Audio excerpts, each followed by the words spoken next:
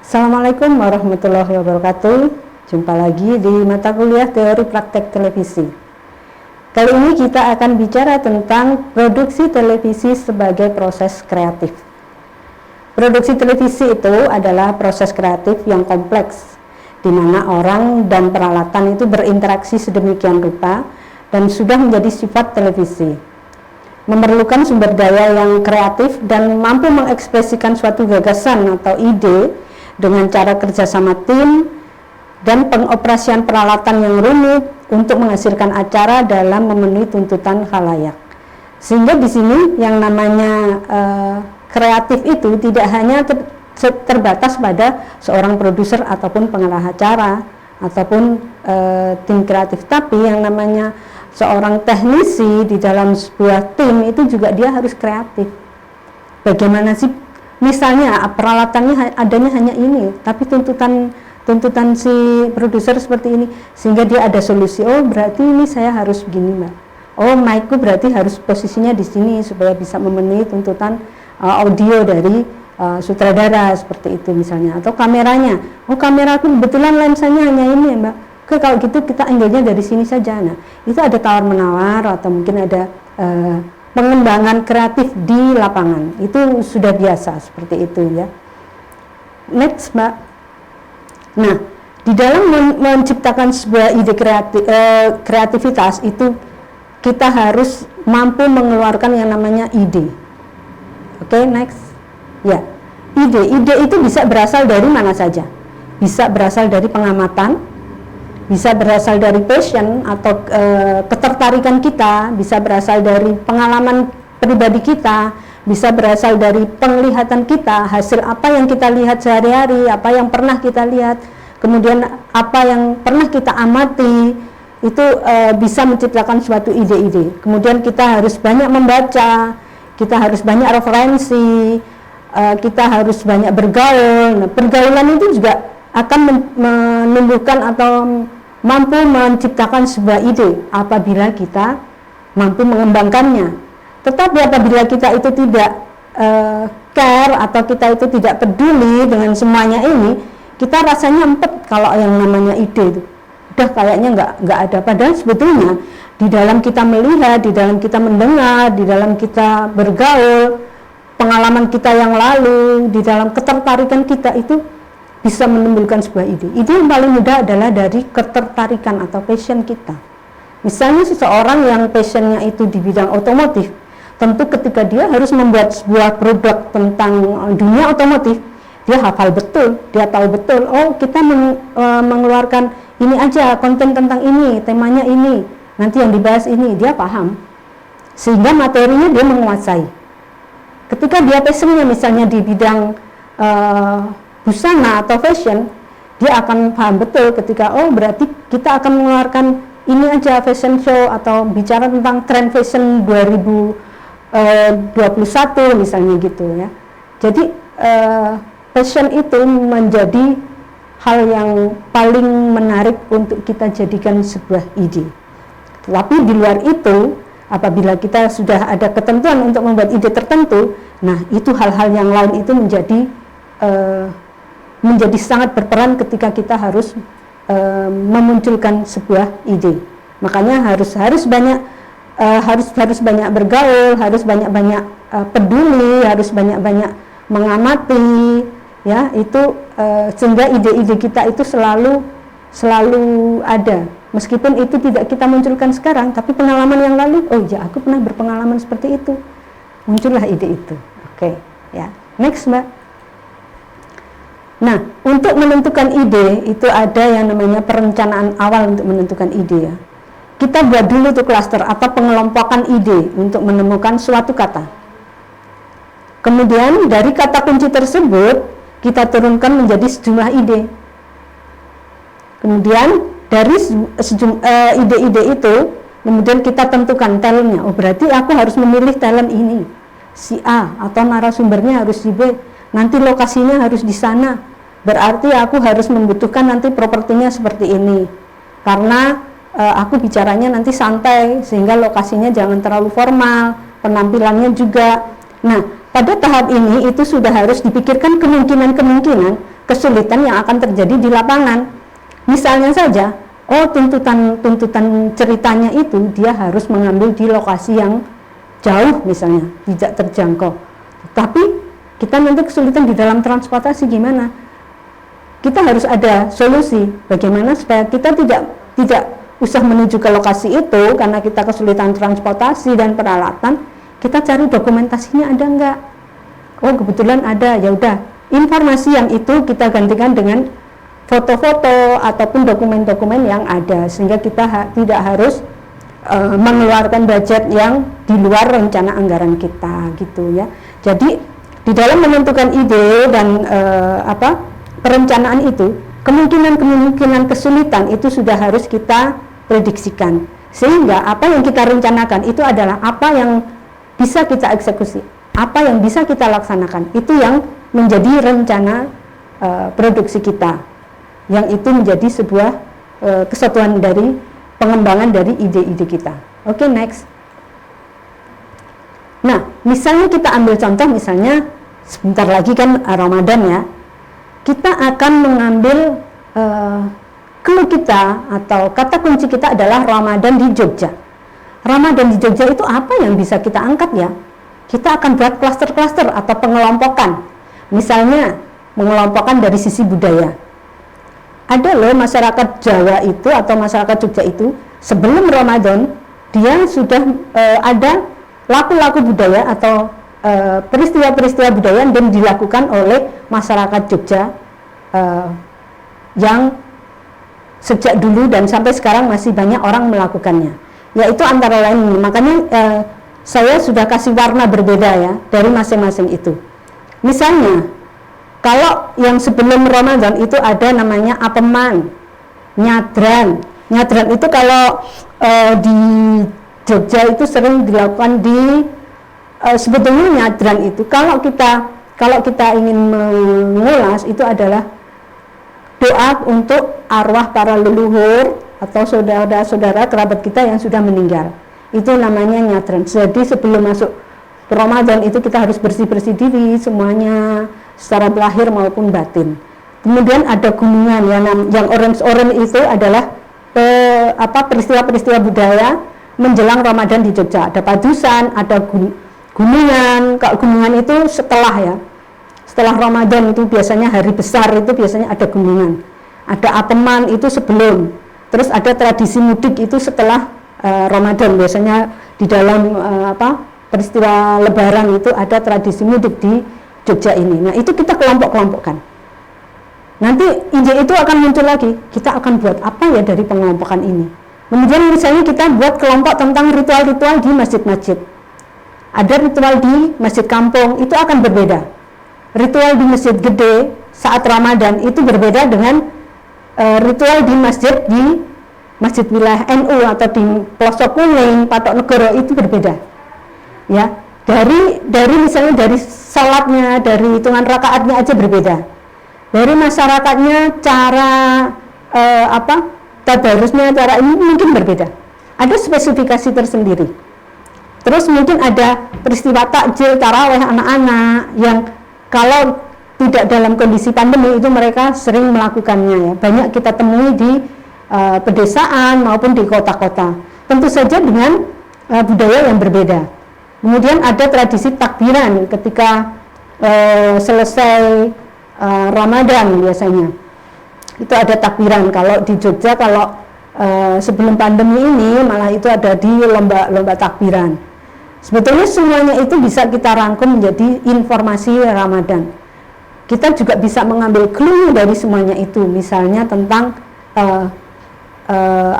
budaya anak-anak jelang Ramadan atau setelah Ramadan di Yogyakarta misalnya. Jadi masing-masing kelompok-kelompok itu apabila kita ingin menyatukan, kita harus bisa mengambil tagline-nya apa, ininya apa, tema yang ingin kita angkat supaya materi-materi itu nanti bisa masuk, misalnya seperti itu. Kemudian ada juga misalnya kita akan bicara tentang bisnis, tentang kuliner, tentang pandemi misalnya.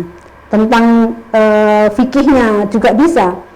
Kemudian kalau kita bicara tentang sosialnya itu juga bisa. Ada buka puasa gratis, ada kuliner kauman, ada penjual makanan di pinggir jalan. Itu bisa kita kategorikan sebagai sisi ekonomi di bulan Ramadan di Yogyakarta. Nah, ini tergantung nanti. Jadi semuanya kita inventarisir dulu. Semua materi-materi tentang Ramadan kita inventarisir dulu. Kemudian kalian pilih mana yang menarik ya. Misalnya nggak di Jogja, misalnya di daerah tertentu di Jawa Barat, itu di sana juga ada loh peristiwa-peristiwa khusus di dalam bulan Ramadan. Kalian inventarisir itu. Mana yang menurut kalian menarik, itu yang kita ambil. Kemudian kita pilih. Ketika kita ambil, selanjutnya kita akan mengembangkan dari pilihan ide kita itu. Oke, next Mbak. Nah, ketika kita sudah menentukan salah satu dari ide atau beberapa ide itu, kita harus mampu membuat latar belakang atau tujuannya. Misalnya kita ingin menyampaikan tentang tradisi budaya Ramadan di Jogja yang hingga saat ini masih dilaksanakan. Kita ambil judul yang mudah dan pendek dan mudah diingat.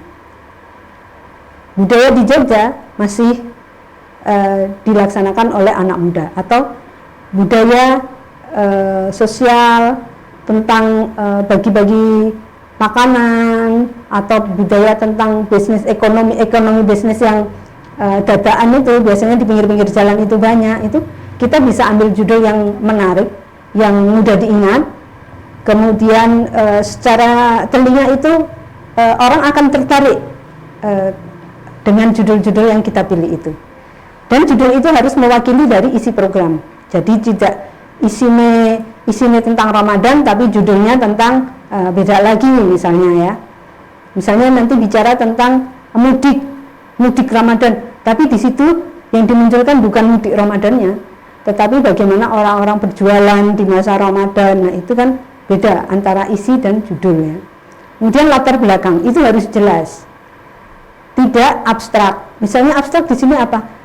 Bertujuan untuk mencerdaskan dan menghibur penonton. Nah, ini masih abstrak. Tujuannya apa? Menghibur itu jelas. Mencerdaskan itu bagaimana cara mencerdaskannya? Misalnya dia mencerdaskannya itu dengan, misalnya materinya itu tentang bisnis online di masa Ramadan.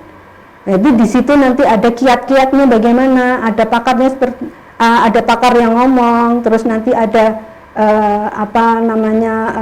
tutorialnya, nah, seperti itu. Nanti di situ di dalam latar belakang isinya adalah memberikan informasi atau memberikan tutorial kepada masyarakat tentang bisnis online di masa Ramadan, misalnya gitu. Itu jelas tujuannya mencerdaskan dan menghiburnya. Itu nanti bisa dari sisi pemilihan gambar yang menarik, pemilihan ilustrasi yang menarik. Itu sudah bisa menjadi sisi hiburan dari sebuah konten produksi. Jadi jangan dikira yang namanya hiburan itu hanya musik atau tari-tarian saja, tetapi di dalam sebuah program itu semuanya harus mengandung unsur hiburannya ya. Kemudian target sasaran penonton ini kenapa harus ada? Karena di situ nanti kita akan bisa menentukan pemilihan narasinya. Narasi untuk anak-anak dengan narasi untuk orang dewasa pasti beda. Narasi untuk orang awam dengan narasi misalnya kategorinya nanti itu politik, tentu pemilihan kata-katanya itu beda, karena tingkat sosial, tingkat pendidikan penonton yang disasarnya itu beda gitu. Jadi kenapa target sasaran penonton itu harus ditentukan duluan, itu karena untuk menentukan itu. Kemudian juga selain itu untuk menentukan style dari cara baca narasinya, selain style dari si MC-nya itu sendiri. Jadi pemilihan kata-kata, misalnya acaramu itu khusus untuk remaja, tentu kalian akan memilih narasi yang narasi-narasi yang kekinian, yang sering disampaikan oleh anak-anak muda, bukan narasi-narasi baku yang formal gitu, sehingga tidak menarik bagi remaja, padahal acaramu itu tujuannya untuk acara-acara remaja gitu ya. Kemudian format produksinya, kita akan membuat itu pemilihan ide itu mau kita buat sebagai apa, features kah, atau dokumenter, atau iklan layanan masyarakat, atau akan berbentuk drama, atau talk show dan sebagainya. Itu sangat tergantung dari konten materi yang ingin kalian angkat. Kalau misalnya kalian itu ingin mengangkat tentang sejarah Ramadan di zaman dahulu atau peristiwa Ramadan di zaman dahulu, kita nggak mungkin akan menyampaikan itu melalui dengan format produksi dialog, talk show, sehingga itu hanya bercerita aja. Zaman dulu itu begini, nggak mungkin kan? Berarti kalau pemilihan seperti itu cocoknya pakai format yang mana? Pakai format features atau dokumenter. Di situ nanti akan dimunculkan foto-foto, kalau nggak ada video ya, foto-foto zaman dulu, video. Jadi yang tidak bisa diwakilkan dengan visual itu biasanya nanti akan diwakilkan oleh seorang narasumber. Narasumber akan bercerita. Jadi narasi dan audio atau lip sync dari orang itu sifatnya untuk menjelaskan, lebih menjelaskan gambar yang ada. Jadi di dalam paket produksi televisi itu yang diutamakan adalah videonya. Jadi bukan video menjelaskan audio, tapi narasi itu lebih menjelaskan gambar yang ada, seperti itu ya. Kemudian nanti setelah itu kita akan menentukan layout atau treatmentnya. Treatment adalah cerita singkat mengenai urut-urutan program tersebut, bisa memberikan gambaran kepada kru tentang isi dan alur dari program itu, mulai dari opening sampai dengan closing. Misalnya tentang keberadaan misalnya Masjid Agung, selama Masjid Agung atau Masjid Gede Kauman selama Ramadan ini, apa sih kegiatannya? Mengulik tentang kegiatan Masjid Agung di Ramadan 2021 misalnya, karena ini di era pandemi tentu berbeda di sana ya kebiasaannya dengan sebelum masa pandemi. Nah, di situ diceritakan singkat, kita akan alur ceritanya itu akan dari mana dan endingnya mau apa gitu. Jadi mungkin di situ awalnya kita akan bercerita tentang Masjid Agung dan kebiasaan-kebiasaan yang dilakukan sebelum pandemi. Nah, ketika pandemi ini mereka melaksanakan apa saja, terus tujuannya untuk apa? Tujuannya nanti memberikan informasi, terus memberikan hiburan kepada pemirsa selama Ramadan ini. Mungkin ada serba-serbi di situ. Karena di dalam Ramadan ini, di dalam masa pandemi ini kan lebih banyak orang melakukan kegiatan ibadahnya di rumah. Jadi visual-visual ataupun materi-materi tentang Ramadan ini tentu saja akan sangat memberi kontribusi bagi masyarakat di era pandemi ini nantinya. Nah, kemudian metode produksinya itu kita bisa indoor ataupun outdoor. Kalau indoor itu kita bisa menggunakan misalnya di sini di studio kita bisa menggunakan dengan keterbatasan alat yang ada, kita bisa menggunakan talk show itu hanya satu narasumber saja, atau mungkin kita bisa menentukan untuk 2 narasumber. Untuk talk show kita juga bisa menggunakan di outdoor, misalnya kita akan menggunakan background di mana ya, maka di masjid kampus aja, misalnya seperti itu juga bisa. Tetapi yang harus diingat adalah ketika kita memilih format produksinya itu talk show, berarti yang kita bicarakan itu adalah bukan hal-hal yang sifatnya itu budaya ataupun sifatnya itu kebiasaan-kebiasaan manusia. Jadi kalau kita bicara tentang nilai-nilai atau fikih atau keagamaan itu mungkin kita bisa tentang talk show ya, dengan format talk show. Jadi kalian harus bisa menentukan untuk pemilihan format ini dengan konten yang kalian pilih nantinya. Ini di dalam metode produksinya. Kemudian nanti di dalam metode produksi ketika kita menggunakan di luar kita menggunakan multi kamera atau mau single kamera. Kalau multi kamera itu biasanya kita bisa menggunakan 2 atau 3 kamera.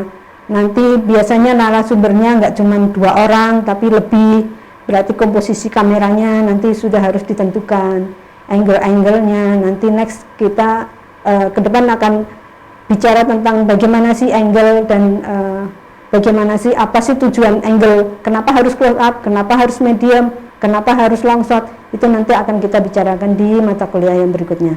Rencana anggaran itu harus ya, karena di situ bagaimanapun juga ketika kita bergerak, ketika kita produksi tentu akan mengeluarkan akomodasi, entah itu untuk bensin, entah itu untuk konsumsi. Nah, itu harus sudah dianggarkan oleh kalian.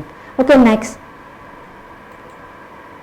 Nah, di yang kemarin kita sudah bicara tentang media mainstream. Media mainstream itu adalah media konvensional, media arus utama. Itu adalah sebuah istilah yang dipakai untuk secara kolektif merujuk pada sejumlah media besar yang berita massa yang bisa mempengaruhi orang-orang ya, dan merefleksikan serta membentuk keadaan pemikiran yang ada. Ini menurut Wikipedia.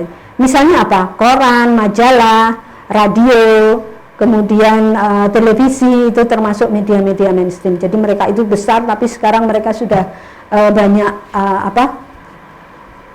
terpengaruh atau tersaingi oleh, bukan tersaingi sebetulnya, bisa berjalan bareng dengan media anti mainstream. Apa sih media anti mainstream itu? Coba next Mbak. Ya, media anti mainstream itu media kreatif yang muncul karena perkembangan teknologi dan karena pangsa pasarnya mempunyai segmentasi yang berbeda. Ada banyak sekali ya, mungkin kalian menggunakan semuanya di antara yang ada ini. Ini masih banyak lagi yang belum saya cantumkan di situ ya. Nah, di situ ada beberapa yang mempunyai kontribusi, bisa menghasilkan uang, sehingga masyarakat banyak sekali yang menggunakannya. Dan mungkin sekarang juga lebih mempermudah masyarakat untuk bisa mendapatkan informasi-informasi yang bersifat audiovisual ya. Oke, next Mbak. Media anti mainstream itu tetap mempunyai ada 3 macam. Mereka juga seharusnya mempunyai unsur-unsur yang harus ada ini. Misalnya media edukatif, kontennya itu unik, bertujuan untuk menyampaikan pengetahuan yang menurut si pembuat itu dibutuhkan oleh masyarakat banyak. Sering ya kita melihat resep-resep pengobatan resep-resep ini, ayo lakukan.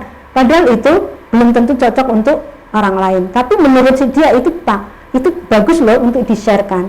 Nah, kalau masyarakat yang jeli, pasti dia akan melihat dulu dong, mencoba dulu dong.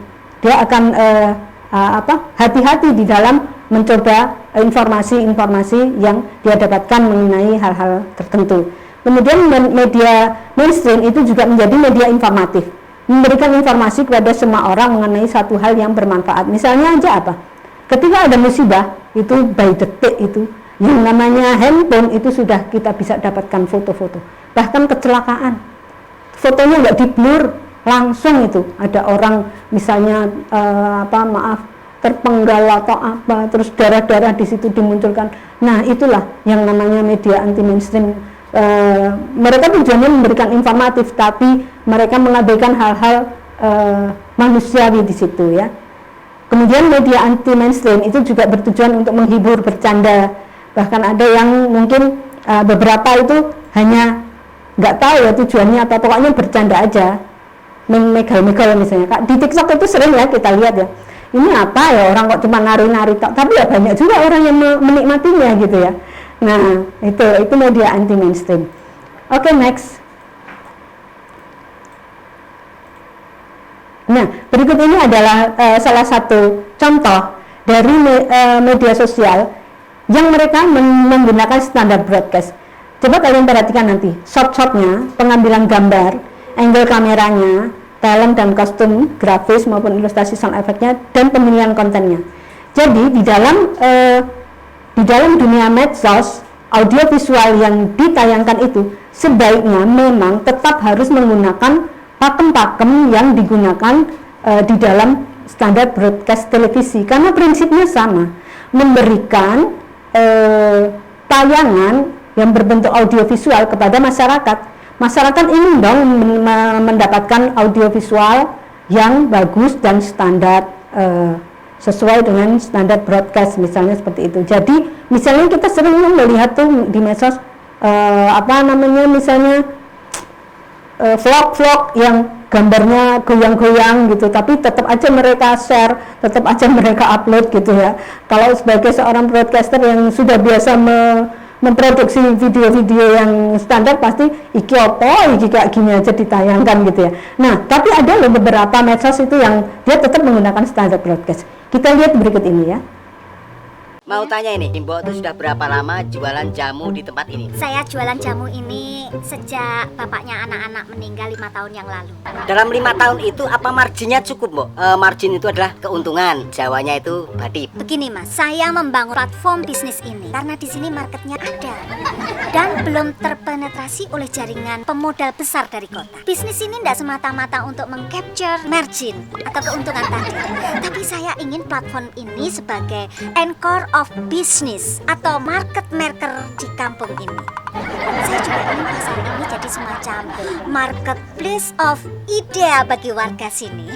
Apakah akhir-akhir ini peminum jamu itu berkurang, Mbok? Purchasing power masyarakat memang terus menurun, tapi kesadaran mereka untuk hidup sehat, apalagi di saat pandemi seperti ini, awareness to healthy itu sangat tinggi.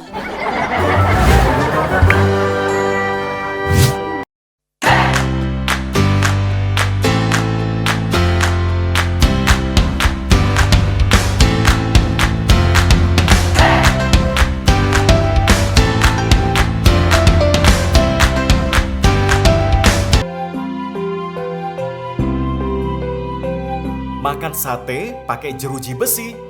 Beneran? Ya bener dong, makanan khas Bantul ini rasanya gurih banget. Kali ini tim Belusukan Jogja mau gas langsung ke Trirenggo Bantul. Dan kita buktikan enaknya sate keladak Sortalo.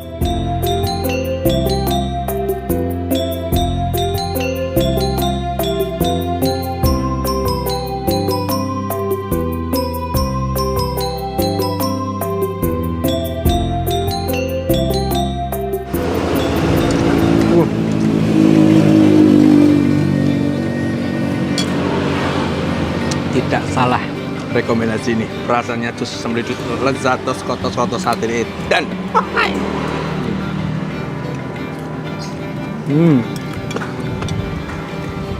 di sini ini selera ya, mungkin kalian kalau kurang asin atau kurang gimana gitu, di sini sudah ada, ini lada ya, merica ini, kalian bisa menambahkan ini beliau merica. Nak dek nak nan, gelas-gelas ter.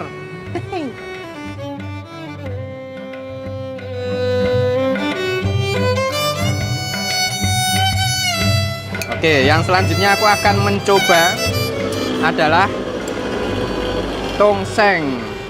Ini maaf ya pakai tangan kiri, soalnya aku harus mengambil ini.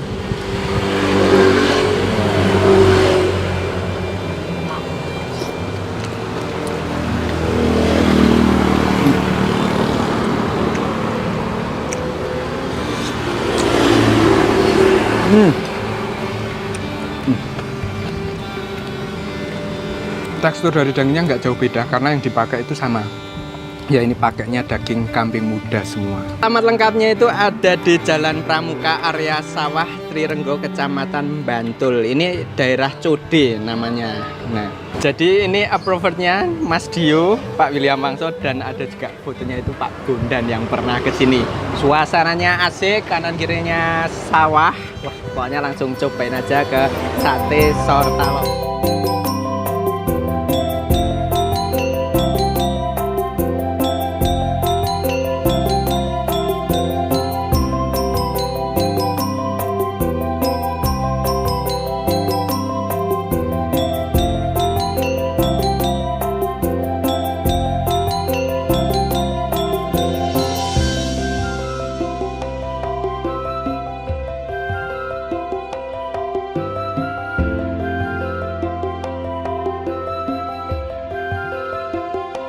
Wah, ada yang pernah makan brongkos dengan rasa istimewa seperti Jogja belum nih?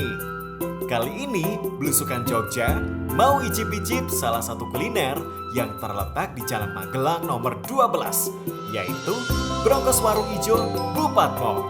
Rasanya mantap jiwa. Pokoknya harus wajib tonton. Keluar di depan ternyata juga ada ramesan juga, jadi kalian nggak cuma pesen nasi brongkos aja, tapi bisa pesen nasi ramesnya. Terus nasi ramesnya juga ada pakai daging sapinya, ada empalnya, ada petenya, macam-macam, ada pete, ada jengkol, ada apa tuh, melinjo.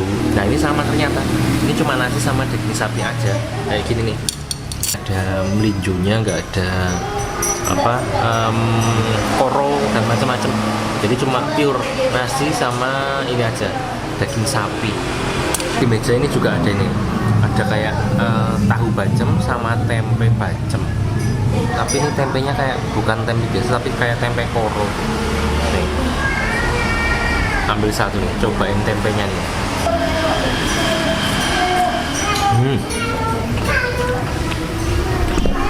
Ini tempenya masih moist. Ini juga masih berair nih.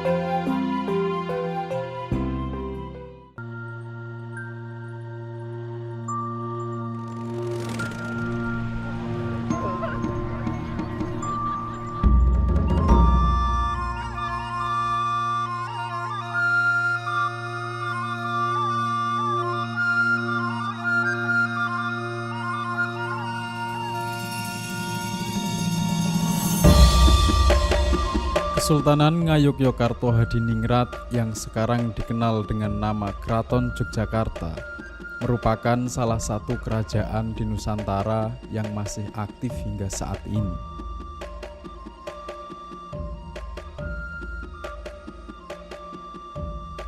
Selain sebagai pengemban budaya, keraton juga menjadi destinasi favorit para arkeolog yang ingin mengenal sisa peradaban masa lalu. Rasanya tidak berlebihan jika Yogyakarta disebut sebagai kota budaya.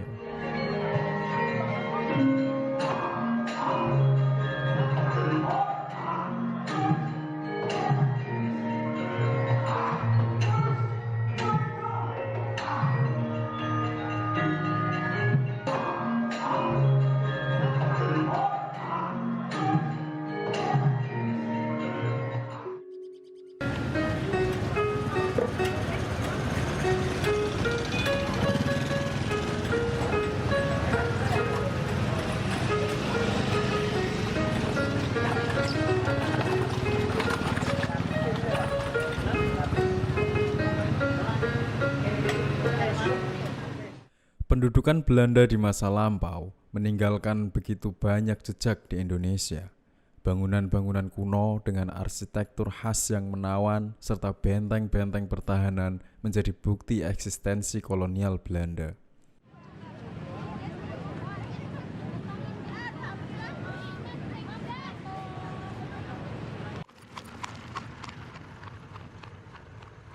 Tak terkecuali di Yogyakarta, sisa peninggalan Belanda tersebar di berbagai tempat. Salah satunya Benteng Vandenberg.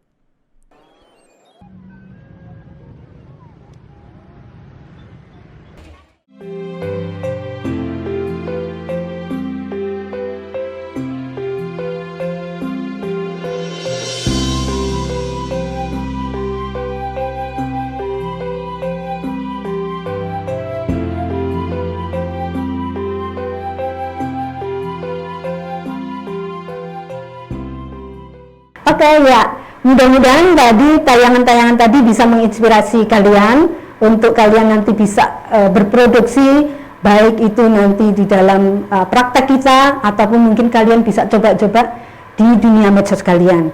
Yang penting adalah standar-standar broadcast, teori-teorinya itu bisa kalian aplikasikan, sehingga itu juga bisa melatih kalian di dalam nantinya di dalam produksi sebuah audiovisual yang menarik dan bermanfaat. Oke, sekian, terima kasih atas perhatiannya. Wassalamualaikum warahmatullahi wabarakatuh.